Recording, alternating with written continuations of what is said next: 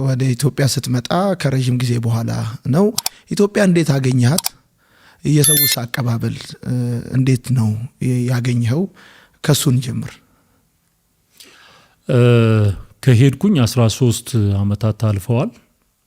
ከዛ ከ13 ዓመት በኋላ ነው ወደ ኢትዮጵያ ድጋሚ ተመለስኩት። ሲሄድ ቄሶኜ ነው ሄድኩት፣ ስመለስ ፓስተሮኜ ነው የተመለስኩት። ጥሩ አመላለስ ነው። ክብር ለኢየሱስ ይሁን። እና በእነዚህ 13 ዓመታት ውስጥ ብዙ ያሳለፍኳቸው ነገሮች አሉ። እኔም ተሰርቼ ስራም ሰርቼ በጣም እግዚአብሔር ድል ሰጥቶኝ ነው የተመለስኩትና ስመጣ የነበረው አቀባበል በጣም የተለየ ነው። ደስ የሚል የህዝቡን ፍቅር የተረዳሁበት፣ ደግሞ ከሩቅ ሆነ ስትሰማውና በአካል መጥተህ ስታየው ሁለቱ የተለያዩ ነገሮች ናቸው። እና እዚህ ያየሁት የህዝቡን ናፍቆት ፍቅር፣ እንደውም በሃይማኖት ቤት ውስጥ የነበሩትም ሰዎች እንደሚባለው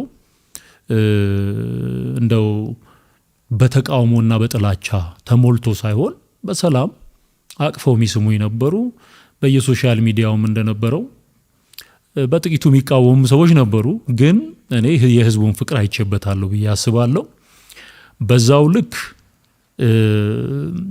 በጠላትነትና ያው የእግዚአብሔርን ሐሳብና የእግዚአብሔርን ቃል ባለመረዳት ሰዎች ለኔ አገልግሎት የሰጡት ደግሞ ፊድባክ ነበረ።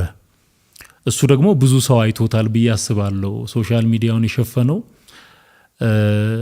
እንዴት መጣ የሚል፣ ለምን መጣ የሚል ነበርና የተገረምኩት ሲሄድ ደግሞ ለምን ሄደ የሚልም ነገር ነበር። እንዴት ይወጣል የሚልና ስገባ ለምን ተመለሰ ሲለውም አሁንም ለምን ተመለሰ የሚል ጥያቄ በትክክል ያነሱ ሰዎች አሉ። ለምን መጣ የሚሉ ሰዎች አሉና ግን በአጠቃላይ ጤናማ ነው ብዬ ማስበው ተቃውሞም ፍቅሩም የነበረበት አቀባበል ነው እና ለኔ ጤናማ ነው እሱ።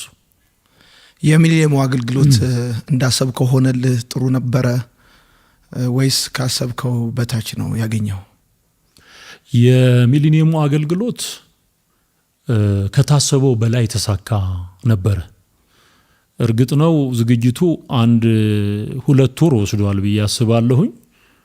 ከዝማሬው ጋራ ከሙዚቀኞች ጋራ የሚደረግ ጥናት ነበረ። ፕሮግራሙ አጠቃላይ ኢምፓክት እንዲኖረው መንፈሳዊ ዓለም ላይም ስራ እንዲሰራ የጸሎትና የዝግጅት ጊዜም ነበረን። ከዛ በተረፈ ደግሞ በሰላምና መልካም በሆነ መንገድ ዝግጅቱ እንዲጠናቀቅ የተለያዩ አይነት ዝግጅቶች ሲደረጉ ነበርና ከዛ አንጻር በጣም የተሳካ ፕሮግራም ነበረ። እንደውም በዚህ አጋጣሚ በዛ አገልግሎት ላይ የነበሩ ብዙ ዋጋ የከፈሉ ወገኖች አሉ። እነሱን ሁሉ ማመስገን እፈልጋለሁ። ከዚህም በፊት አመስግኛለሁ። ግን እግዚአብሔር እድልና ዘመን ሲሰጥህ አብሮ ከሰው ጋር ነው የሚሰጥህና በዛ ስራ ውስጥ የተሳተፉ ሰዎች አሉ። ለነሱ በጣም ትልቅ አክብሮትና ፍቅር አለኝ። ሌላው ደግሞ በማርሲል ቴሌቪዥንም እንደዚሁ የተላለፈ ማስታወቂያ ነበር፣ በጣም ወሳኝ። ናና ኢየሱስ የሚለው ዝማሬ ከወጣ በኋላ እኔ በቃ በጣም ነው የተደሰትኩት። አንደኛ ብዙ ህዝብ የሚደርስ ቲቪ ስለሆነ ስትዘምርና ሰው መልካም ወጣት ላይ ነበሩ ወጣቶች አብሮ ሲዘምሩ የሚያስደንቅ ድባብ ነበረው በጣም። እና ትንሽ አንተም የአገልግሎት አለመመቸትና ህመም ይመስለኛል ያልተገኘው እንጂ ቅስቀሳው ላይ ብዙዎች ተሳትፈዋል። እና በዚህ አጋጣሚ ዮኒ አንተንም ማርሲል ቲቪንም ማመስገን እፈልጋለሁ፣ አጠቃላይ ቲሙን ሁሉ።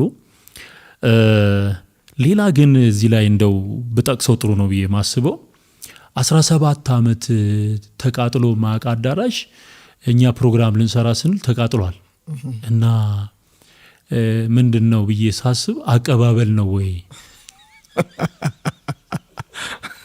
ከ17 ዓመት በኋላ ልክ ችቦ ለኩሶ መብራት አብርቶ እንደመቀበል በቃ እንዳለ አዳራሹ ሙሉ በሙሉ በሚባል ደረጃ ሳውንድ ሲስተም ላይት ሲስተሙ በሙሉ ተቃጥሏል ነዷልና በዛን ጊዜ ለሰዎች ምንም መናገር ስላልፈለግን የነበረው ሁኔታ ጥሩ ስላልነበር ዝም ብሎ በለሆሳስ ነው ያለፈው እንጂ ከባድ ተግዳሮቶችና ቻሌንጆች የነበሩበት ዝግጅት ነው እና እሱ ወደ 15 ቀን ፕሮግራሙ እንዲራዘም አድርጎታል። ሰዎች ይሄን አያውቁ፣ ግን በጣም ብዙ ትግሎች ነበሩ ውስጡና ግን ጌታ ክብሩን ይውሰድ። የጌታ እጅ እየቀደመ ድል አድርጎ ጌታ የተዋበ ያማረ የአምልኮ የወንጌል መርሃ ግብር አከናውነናል። ብዙ አገልጋዮች ተገኝተዋል። ብዙ ህዝብ ተገኝቷል። ነጭ ለብሶ ነው የመጣው ህዝቡ እና ነፍሳትም ጥሪ አድርገን ብዙዎች ጌታን ተቀብለዋል እና የተሳካ ነው በጣም።